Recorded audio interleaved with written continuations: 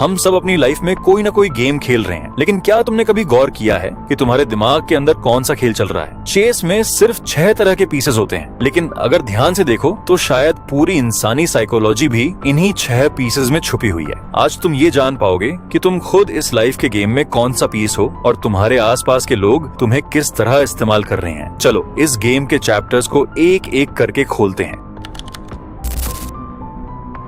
तो शुरुआत करते हैं सबसे छोटे पीस से, यानी प्यादा। चेस बोर्ड पर इसे सबसे कमजोर माना जाता है। इसकी वैल्यू सिर्फ 1 कदम की होती है और इसे हमेशा बड़े पीसेस को बचाने के लिए आगे फेंक दिया जाता है, यानी कुर्बान कर दिया जाता है। हमारी रियल लाइफ में भी हम में से ज्यादातर लोग इसी पॉन की तरह शुरुआत करते हैं। समाज, लोग और हमारे हालात हमें अंडर एस्टिमेट करते हैं, हमें कमजोर समझते हैं, लेकिन इस प्यादे की साइकोलॉजी में एक बहुत बड़ा सीक्रेट छुपा है और वो है पावर एंड ऑफ इवोल्यूशन। प्यादे की सबसे बड़ी खासियत पता है क्या है? वो कभी पीछे नहीं मुड़ सकता। उसके पास सिर्फ एक ही ऑप्शन होता है, बिना रुके आगे बढ़ना। और अगर वो जिंदा बचते हुए बोर्ड के आखिरी छोर तक पहुंच जाए तो वो सीधे क्वीन बन सकता है, यानी गेम का सबसे पावरफुल पीस। इसका सबसे बेस्ट एग्जाम्पल है नारुतो उजुमाकी। शुरुआत में वो पूरे गांव का सबसे कमजोर और अकेला बच्चा था, एक परफेक्ट प्यादा, लेकिन उसने पीछे मुड़ना नहीं सीखा। वो हर दर्द को सहकर आगे बढ़ता रहा और एंड में दुनिया का सबसे बड़ा हीरो बना। अब सोचो, तुम किसी कंपनी में सबसे जूनियर एम्प्लॉई हो, कोई तुम्हारी राय नहीं पूछता, तुम्हें सिर्फ छोटे छोटे काम दिए जाते हैं। या फिर तुम एक स्टूडेंट हो जिसे क्लास में कोई सीरियसली नहीं लेता। उस वक्त तुम्हारे पास 2 ही रास्ते होते हैं, या तो अपनी सिचुएशन को एक्सेप्ट करके वहीं रुक जाओ, या फिर हर दिन थोड़ा थोड़ा इम्प्रूव करो, नई स्किल्स सीखो, एक्सपीरियंस लो। क्योंकि ठीक प्यादे की तरह तुम्हारी शुरुआत तुम्हारी मंजिल तय नहीं करती, तुम्हारी लगातार ग्रोथ करती है। But here is the dark twist. जब एक कमजोर प्यादा अपनी लड़ाई लड़कर सबसे ताकतवर बनता है तो अक्सर वो अपनी मासूमियत खो देता है। वो भूल जाता है कि कभी वो भी एक प्यादा था और फिर वो खुद अपने फायदे के लिए नए प्यादों को कुर्बान करना शुरू कर देता है। जैसे कई लोग जब ऊपर पहुंचते हैं तो उन्हें अपनी पुरानी कमजोरी याद नहीं रहती, जो कभी खुद इग्नोर किए गए थे वही बाद में दूसरों को इग्नोर करने लगते हैं। जो कभी इस्तेमाल हुए थे वही दूसरों को इस्तेमाल करने लगते हैं। पावर उन्हें स्ट्रॉन्ग नहीं बनाती, बल्कि धीरे धीरे एम्पैथी उनसे छीन लेती है और यहीं से एक हीरो विलन बनने की शुरुआत कर सकता है।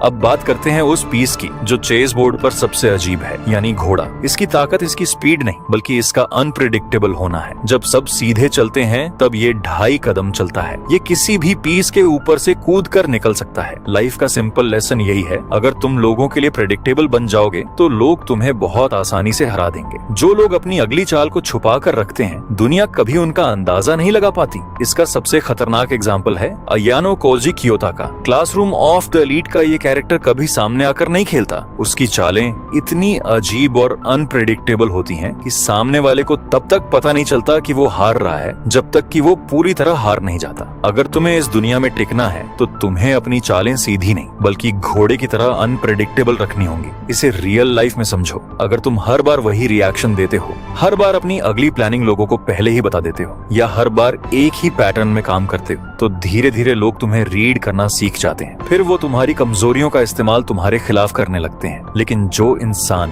हर बार खुद को अपग्रेड करता रहता है और अपनी अगली चाल सिर्फ सही समय पर दिखाता है, उसे प्रेडिक्ट करना लगभग नामुमकिन हो जाता है। लेकिन इसका मतलब ये बिल्कुल नहीं कि हर समय फेक बनकर जियो। असली खेल अपने इरादों को छुपाने का है, अपनी पर्सनैलिटी को नहीं। क्योंकि जो इंसान हर किसी के सामने अपनी पूरी स्ट्रैटेजी खोल देता है वो अक्सर इस्तेमाल किया जाता है, और जो हर किसी को अपने अगले कदम का इंतजार करवाता है वही अक्सर खेल को कंट्रोल करता है। अब आते हैं गेम के सबसे शांत लेकिन सबसे खतरनाक पीस पर, यानी ऊंट। ऊंट की चाल सीधी नहीं होती, वो हमेशा डायगोनल तिरछा चलता है। इसकी सबसे बड़ी ताकत पता है क्या है? Long vision. ये बोर्ड के एक कोने में बैठकर दूसरे कोने पर बैठे दुश्मन का शिकार कर सकता है। जब तक सामने वाला अपने आसपास के खतरों से निपट रहा होता है, ऊंट दूर से ही पूरा गेम कंट्रोल कर रहा होता है। लाइफ में भी कुछ लोग ऐसे ही होते हैं। उन्हें आज क्या हो रहा है उससे फर्क नहीं पड़ता। उनकी नजर हमेशा इस बात पर होती है कि आज से 5 या 10 साल बाद क्या होने वाला है। वो कभी जल्दबाजी में रिएक्ट नहीं करते, बल्कि बहुत दूर की सोच कर अपनी पोजीशन सेट करते हैं। हैं। इसका सबसे बड़ा अल्टीमेट एग्जाम्पल है इताची उचिहा। इताची ने जो भी फैसले लिए, चाहे वो विलन बनना हो या अपने ही कबीले को खत्म करना, वो सब एक बहुत बड़े लॉन्ग टर्म विजन का हिस्सा थे। जब लोग उसे सिर्फ एक गद्दार समझ रहे थे, तब वो असल में पूरे विलेज के फ्यूचर और अपने भाई सास्के को प्रोटेक्ट करने का मास्टर प्लान दूर बैठकर चला रहा था। तो लेसन बहुत सिंपल है। अगर तुम सिर्फ आज का फायदा या नुकसान देख रहे हो तो तुम बहुत जल्दी ट्रैप हो जाओगे। इसे रियल लाइफ में समझो। मान लो तुम्हारा एक दोस्त आज की सैलरी देखकर जॉब बदल देता है, जबकि दूसरा इंसान सिर्फ सैलरी नहीं बल्कि ये देखता है कि 5 साल बाद कौन सी स्किल उसे सबसे ज्यादा वैल्यू देगी। शुरुआत में शायद दोनों के बीच कोई फर्क न दिखे, लेकिन समय के साथ वही इंसान आगे निकल जाता है जिसने दूर की सोची थी। क्योंकि चेस हो या लाइफ, जीत अक्सर उस इंसान की होती है जो सिर्फ अगली चाल नहीं बल्कि कई चालें पहले देख सकता है। लेकिन लॉन्ग विजन का भी एक डार्क साइड है। जो इंसान सिर्फ फ्यूचर में जीने लगता है वो कई बार अपना प्रेजेंट खो देता है। वो हर रिश्ते, हर मौके और हर इमोशन को सिर्फ एक स्ट्रैटेजी की तरह देखने लगता है। इसीलिए असली मास्टर वही है जो भविष्य की तैयारी तो करे लेकिन आज को जीना ना भूले, वरना जीतने के बाद भी उसके पास जश्न मनाने के लिए कोई नहीं बचेगा। इसके बाद आता है हाथी यानी रूक। हाथी की चाल बिल्कुल सीधी और साफ होती है। इसमें कोई चालाकी नहीं होती, कोई टेढ़ापन नहीं होता। लेकिन इसकी असली पावर इसकी पेशेंस और टाइमिंग में छुपी है। गेम की शुरुआत में हाथी चुपचाप कोने में बैठा रहता है, मानो उसका कोई वजूद ही ना हो। लेकिन जैसे ही गेम आगे बढ़ता है और बोर्ड खाली होता है, ये एंड गेम का सबसे बड़ा मॉन्स्टर बन जाता है। इसे साइकोलॉजी की भाषा में कहते हैं साइलेंट पावर। कुछ लोग लाइफ में शुरुआत में बहुत शोर नहीं मचाते। वो बैकग्राउंड में रहकर चुपचाप अपनी स्किल्स पर काम करते हैं, अपने रिसोर्सेज इकट्ठा करते हैं और सही मौके का इंतजार करते हैं। वो जानते हैं कि कब चुप रहना है और कब एक्शन लेना है। यहाँ हम एग्जाम्पल ले सकते हैं मादारा उचिहा का। मादारा सालों तक स्क्रीन से गायब रहा, इतिहास के पन्नों में छुप गया। लोगों ने मान लिया कि वो खत्म हो चुका है, लेकिन वो मरा नहीं था। वो सिर्फ सही वक्त का इंतजार कर रहा था। और जब उसने एंड गेम में एंट्री मारी तो उसने अकेले ही पूरी शिनोबी आर्मी की धज्जियां उड़ा दी। हाथी तुम्हें सिखाता है कि हर वक्त फ्रंट फुट पर आकर लड़ना जरूरी नहीं है। कभी कभी तुम्हें कोने में बैठकर अपनी ताकत को बचाना होता है, ताकि जब सही वक्त आए तो तुम्हारा एक सीधा वार पूरे खेल को हमेशा के लिए खत्म कर दे। इसे रियल लाइफ में देखो। आज सोशल मीडिया पर हर कोई चाहता है कि लोग उसे तुरंत नोटिस करें। कोई अपनी हर छोटी अचीवमेंट दिखाता है तो कोई हर प्लान पहले ही दुनिया को बता देता है। लेकिन कुछ लोग ऐसे भी होते हैं जो महीनों या सालों तक चुपचाप सीखते रहते हैं। बाहर से देखने पर लगता है कि वो कुछ कर ही नहीं रहे, लेकिन अंदर ही अंदर वो अपनी फाउंडेशन इतनी मजबूत बना रहे होते हैं कि जब उनका सही समय आता है तो उनकी एक सक्सेस लोगों के सालों के शोर पर भारी पड़ जाती है। लेकिन साइलेंस का भी एक डार्क साइड होता है। अगर पेशेंस फियर में बदल जाए तो इंसान सही मौके का इंतजार नहीं करता बल्कि हर मौके को खो देता है। कई लोग तैयारी के नाम पर पूरी जिंदगी तैयारी ही करते रहते हैं। इसीलिए याद रखो, ताकत सिर्फ सही समय का इंतजार करने में नहीं है बल्कि सही समय आने पर बिना हिचकिचाए एक्शन लेने में भी है।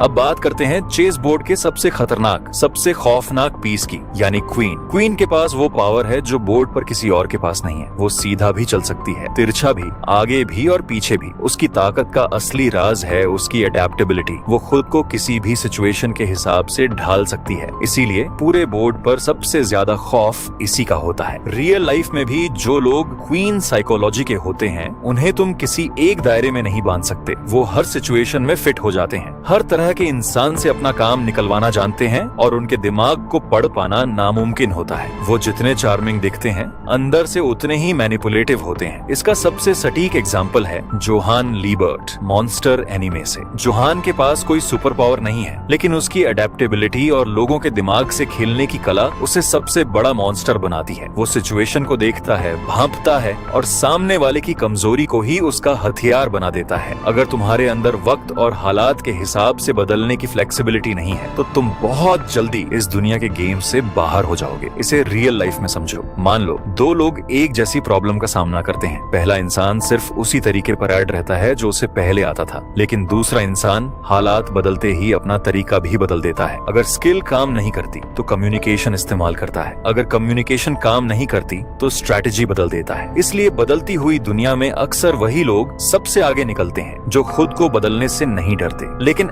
अनप्रेडिक्टेबिलिटी का भी एक डार्क साइड होता है। अगर इंसान हर सिचुएशन के हिसाब से अपना चेहरा बदलने लगे तो धीरे धीरे उसे खुद भी नहीं पता चलता कि उसकी असली पहचान क्या है। इसीलिए याद रखो, हालात के हिसाब से अपनी स्ट्रैटेजी बदलना बुद्धिमानी है, लेकिन अपने प्रिंसिपल्स बदल देना कमजोरी है। असली क्वीन वही है जो हर खेल अलग तरीके से खेल सकती है, लेकिन अपने कोर को कभी नहीं खोती।